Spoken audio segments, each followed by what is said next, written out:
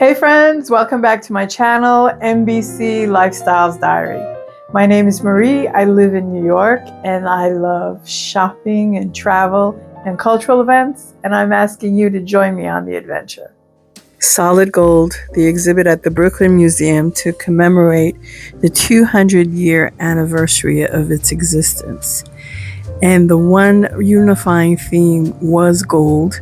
And this was a way for the Brooklyn Museum to show its extensive archive. So you walk into this room and you're looking at a film of Cleopatra, starring Elizabeth Taylor and Richard Burton. And looking at this picture of Elizabeth Taylor, you realize that a lot of the costume jewelry from that film is in the collection of the Brooklyn Museum. And I also learned that they had to make the jewelry bigger than usual so that it would show on the film. It was fascinating. And then, of course, you realize that the Brooklyn Museum has an extensive collection of mummies. The Brooklyn Museum is interpreting the collection in an audacious way that sparks wonder and delight, juxtaposing works of art, design, fashion, and film. The exhibition illuminates gold's many odysseys across culture and time. It joins the Brooklyn Artists exhibit, open through January 26, 2025 on the first floor, and will be followed by Breaking the Mold, Brooklyn Museum at 200, opening February 28, 2025 on the fourth floor. So this was the last day of Solid Gold, which occurred on July 6th, 2025. And it was a wonderful exhibit. And here you just have stacks of gold bars. Of course, they're not real. It's an artist exhibit, but it's also the room that leads you to look at the environmental and social impact of gold on communities. Because although gold is a very fine metal and known for its malleability and has been thought of as having divine properties, and in ancient Egyptian culture was thought to represent the sun god and the sun in how he is reborn every night, this part of the exhibit shows the human toll and the environmental impact of excavating gold. It's shown in cartoons. It's shown in the film of the King Solomon mines, where you see people working. They look like slave labor, but they're actually, if they hit a vein of gold, they're guaranteed 1 kilo, which means riches. So you have that aspect, the reality of this excavation for this metal. But then once again, you're engulfed by the beauty of the exhibit and the many ways in which gold is used. And you're looking at it in clothing and in religious iconography and the different phases of fashion it's gone through in terms of gold thread in your clothes, applied to your clothes, where people used to wear coins as jewelry. This is gold from Palestine. This is gold from Cartier. I mean, it was so many things going on, so many things being touched upon.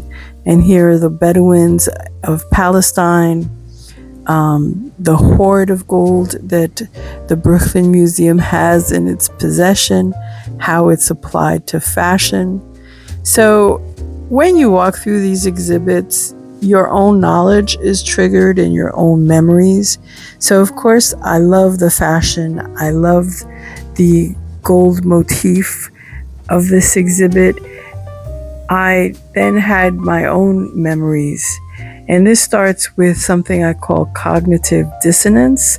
So you're looking at the beautiful altarpieces of the Catholic Church that as you travel through Europe, you get to see, and their embellishment with gold.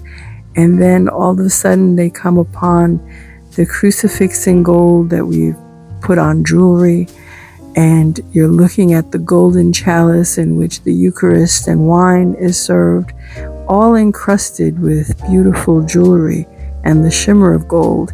And this is what I call cognitive dissonance, because as you're in church, you're being taught about Christ being born in a manger and the vow of poverty that priests and nuns take. But yet, look at the riches of the church. Then you go and then you're looking at paintings that doesn't really depict this poor boy born in a manger. Then the exhibit travels from the west to the east, and you're in China looking at the outfits of the Imperial Guard. You're in India, you're looking at the Japanese kimono, and then it goes into housewares. So all of a sudden you're looking at a beautiful perfume bottle with gold leaf designed for Napoleon III's wedding. You're looking at gold leaf in the Bible, and here's a beautiful gold chair.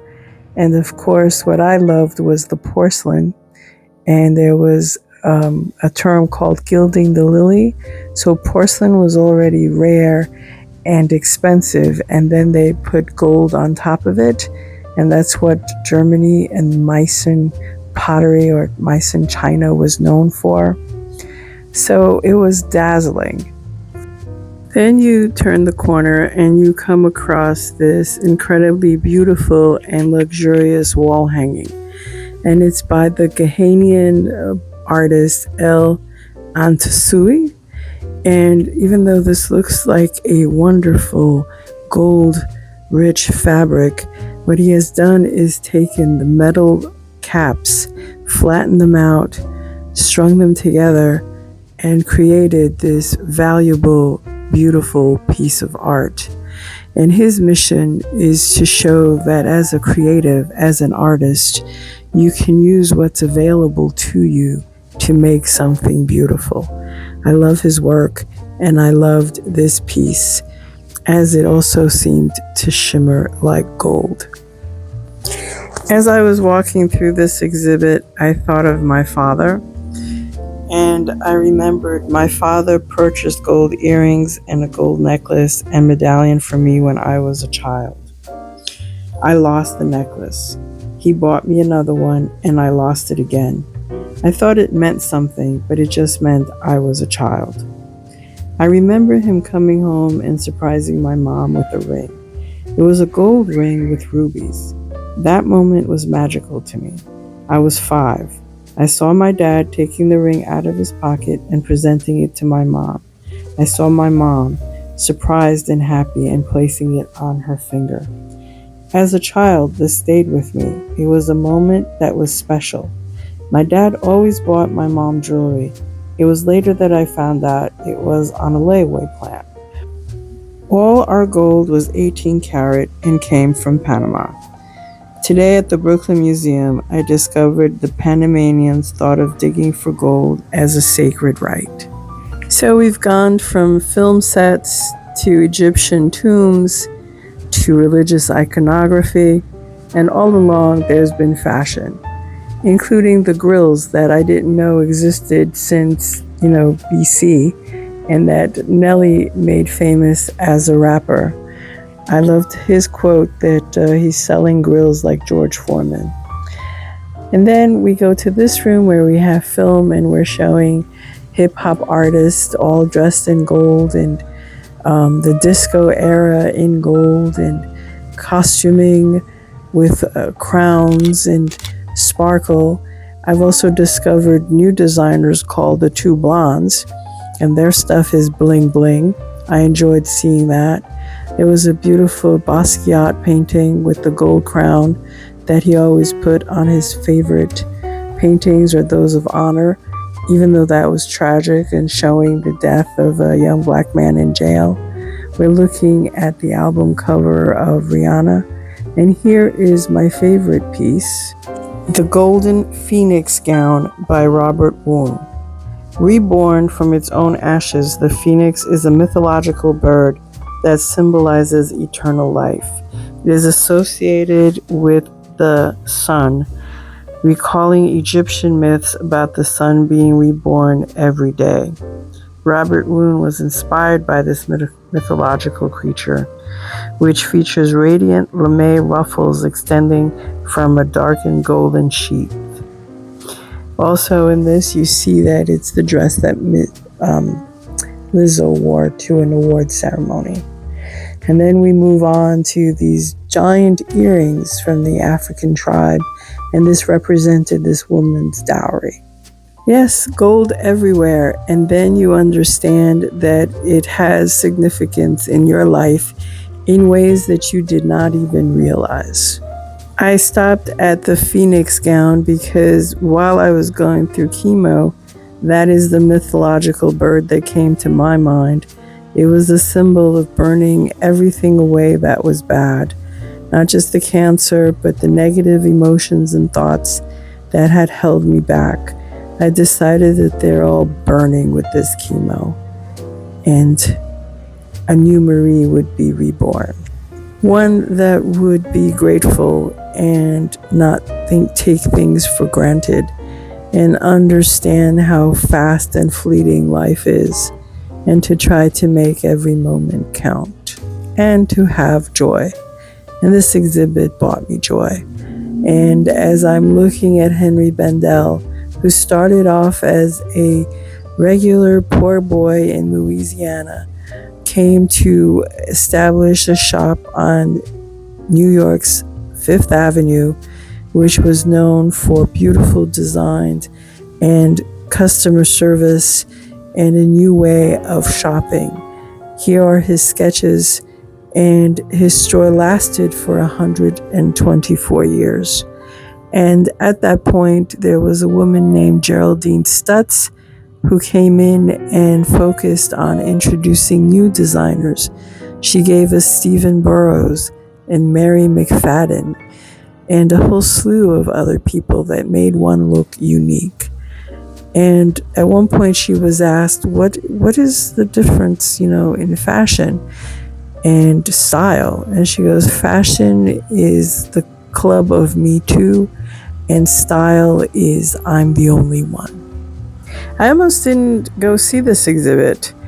I thought it was just going to be a small exhibit with a lot of jewelry, and I was like, how much gold can I see? But I think the curator did a beautiful job in showing that thread of gold through everything, through all aspects of life. And I didn't know that the Brooklyn Museum had such an extensive costume, such an extensive archive of Dior's, of Galliano, of Ali. My husband then informed me that at one point they gave their costume department to the Metropolitan Museum of Art because they had a better archive facility. Also, I guess the money and the space, but I guess the agreement is that whenever they wanted to have an exhibit of their archive, they could take that from the Met and display it. And display it they did. It was gorgeous. In this gallery, I had seen the exhibit, the Terry Mugler exhibit, which I really enjoyed, and I had seen the Dior exhibit, which of course I loved.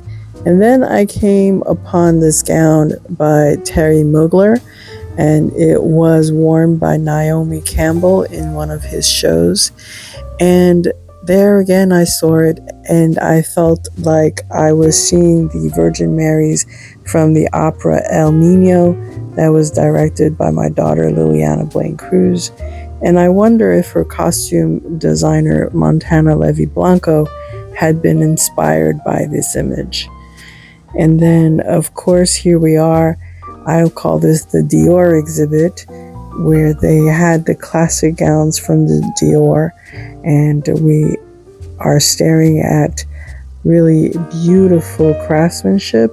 And of course, I call it the Rihanna iconography because she is now the ambassador for Dior. And I'm thinking these gowns are luxurious and beautiful. And here's our golden girl. From glamour and glitz, we now go to the modern art part. And this statue of a contortionist all in gold took me back. I was like, what is this artist trying to say? Because, are women getting screwed by society? That's what I read into it. So as I walked around the modern art part, I saw the simplicity and minimalism of the art form, and I wasn't really that excited about it. I was more excited about the jewelry and the clothes and the history. But this room made its statement, and there was one part that I liked, and that's when we went to the Japanese screens and the iconography of the sleeping Buddha or the reclining Buddha. And what I learned with these screens and their use of gold was that they were also used to reflect light. And what I loved about this reclining Buddha is when you got up close, he was also bejeweled, much like the chalice. So it's human nature to love beautiful, sparkly things. So, of course, these screens reflected light and therefore brightened up dark interiors. Here's another one that I enjoyed because as you approach the painting, then it revealed itself to you. And in it, then you saw the message. And of course, the message is Black Lives Matter. And then it gives homage to the women that fought for change. It's a beautiful piece in its subtlety.